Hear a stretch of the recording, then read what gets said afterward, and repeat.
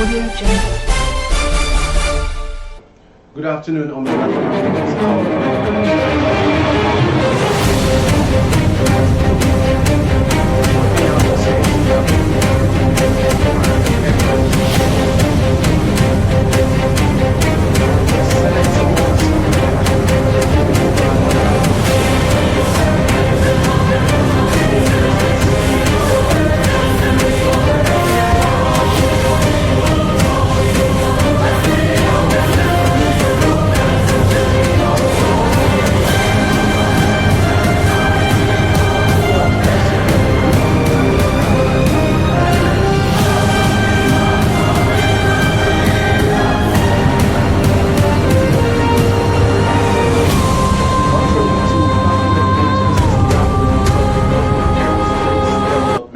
says he, not President Bola Tinubu, approved the relocation of the Federal Airports Authority of Nigeria FAN headquarters from Abuja to Lagos. He said the decision affects only one of the 7 aviation agencies in the country, adding that the directive has been given and there is no going back on it.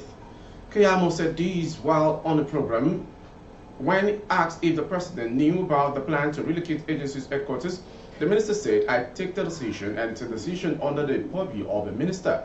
He explained that when his predecessor Adi Sirika moved the headquarters of all aviation agencies to Abuja in 2020, there were no adequate provisions for the principal officers, like the directors and the department under them. Of the 132 workers at the headquarters, Keyamo said over 120 of them are in Lagos, while directors are in Abuja without their supporting staff members. He said the relocation was necessary in line with current economic and operational realities, and also because the operations of agencies have not yet been digitized. This situation, he explained, prompts officials of the agency to jump on planes every time from Abuja to Lagos just to get a file signed.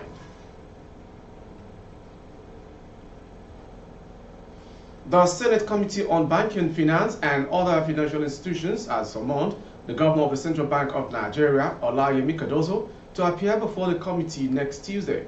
The move comes amid pressing concerns about the state of economy and the sharp decline of the naira in the foreign exchange market, with official window reporting the naira fell in an all-time low and as it hit a new low of 1,520 naira to a dollar on Wednesday. The Senate is seeking answers and solutions from the Apex Bank governor to stabilize the currency and restore confidence in the economy. Meanwhile, the CBN said it has fulfilled its pledge to clear backlog of foreign exchange owed to foreign airlines in the country and concluded the payment of all verified claims by airlines with an additional $64.44 million to the concerned airlines. The CBN also said it released $500 million to various sectors to further address the backlog of verified foreign exchange transactions. Following the exit of Niger Republic alongside Mali and Burkina Faso from the Economic Community of West African States (ECOWAS) over the regional bloc stands on military takeovers in their francophone countries, findings by information expert has revealed that some importers and exporters from landlocked Niger Republic may decide to abandon Nigeria ports for their transshipment cargoes. Recall that Niger Republic, which borders Nigeria from the northern part in 2023, had pledged to abandon Cotonou Port and starts transshipping 8 cargoes through Lekki Port. The Director General of the Ministry of Transportation at the Niger Republic, Chema Mustafa, had told journalists in January 2023 during the commissioning of the Lekki Deep Sea Port in Lagos that the modern facilities available at the Lekki Deep Sea Port have created an alternative for Niger importers to now transship their cargoes through Nigeria instead of Cotonou Port, Benin Republic. To politics, a chieftain of the Peoples Democratic Party PDP, Olabode George, has advised the party's flag bearer, presidential candidate in the 2023 presidential poll, Atiku Abubakar, to quit his quest for presidency in 2027. George, a former deputy national chairman of the party, gave the advice during a press briefing at his Lugard office in Lagos on Wednesday, January 31, 2024. He also called on President Bola Tinubu to summon retired military officers for a meeting to devise solutions to the current security challenges in the country. On January 10, 2024, the spokesman of the now dissolved presidential campaign organization of the PDP, Daniel Gwala, revealed that Atiku will have another go at the presidency come 2027. By the time Nigerians go to the polls for the next presidential election, the former vice president would be 81 years old. In the view of elder statesmen, the age factor will be a major impediment for the PDP candidate in 2027. Moving on to next story. The Taraba State Police Command has arrested 13 suspected bandits and kidnappers on their watch list for terrorizing residents of Jalingo, Yoro, Lau, and Zing local government area of the state. This was disclosed by the State Commissioner of Police, Joseph Eribo, while parading the suspects and their exhibits at the police headquarters in Jalingo, the state capital, yesterday. The arrest follows a public outcry over the nefarious activities of the hoodlums, which, according to the police, has assumed an alarming dimension. According to the police, the bandits used the adjoining mountains as a shield, and any attempt to rescue victims or attack the bandit leads to collateral damage. Hence, its decision to deploy all its operational assets to deal with the emerging trend. Moving on to the next story from Abuja. It was a relief operative of the FCT Police Command attached to Asokoro Police Divisional Headquarters on Wednesday succeeded in rescuing 2 kidnapped victims after training the kidnappers at the checkpoint and engaging them in a shootout, leading to the victims being abandoned. FCT police spokesperson who confirmed the rescue said the feat was achieved when the police, in a coordinated operation, rescued the 2 sisters in the early hours of 31st January 2024 at about 1 a.m.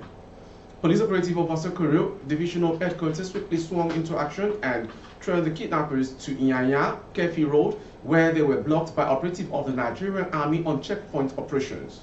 On sighting the police operative, the bandits engaged them in a gun duel and were outlasted by the firepower of the police, which forced them to abandon the victim and scamper to safety through the nearby bush.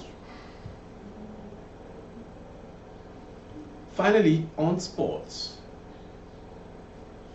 Many of the biggest stars at this year's Africa Cup of Nations have already been eliminated before the quarterfinals, but the continent reigning player of the year, Victor Osimhen, is still standing as he aims to lead Nigeria to the title.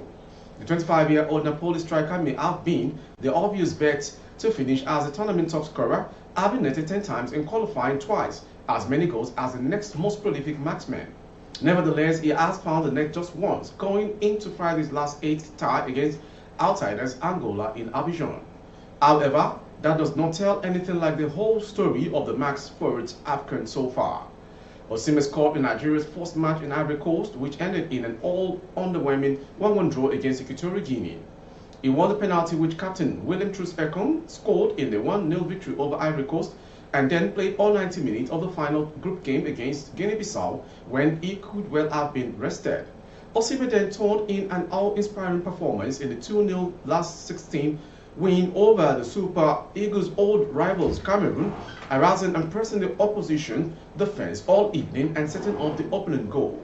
He didn't score, but he had a fantastic game. It is not easy to stop that guy, says the statement. The Portuguese head coach of Super Eagles, Jose Peseiro, has made it clear that he sees not conceding goals as the key to success at the tournament, despite boasting an embarrassment of attacking riches beyond Victor Osimhen. With the sports story, we've come to the end of today's national news. Before we go, some headlines. Keyamo says he approved relocation of Faan headquarters to Lagos, not Tinubu. Senate summons CBN Governor Cardozo over Naira free fall. ECOWAS exits, Niger Republic importers may dump Nigerian ports. Act like big uncle to Tinubu, don't contest in 2027, Bodejo tells article. On sport, we brought to you Osimhen on a mission with Nigeria at Africa Cup of Nations. I am Morire Rabila Lawal. For updates of our broadcast on YouTube, our handle is Babagide Imo Television. Kindly subscribe and click on the notification bell. Select option all to access all of our broadcasts. On Facebook, Bagide Imo with Alawi Adebayo. Thank you for watching.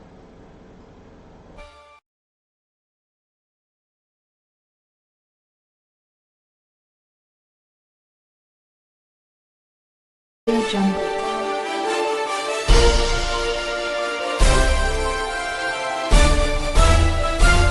Audio Jungle.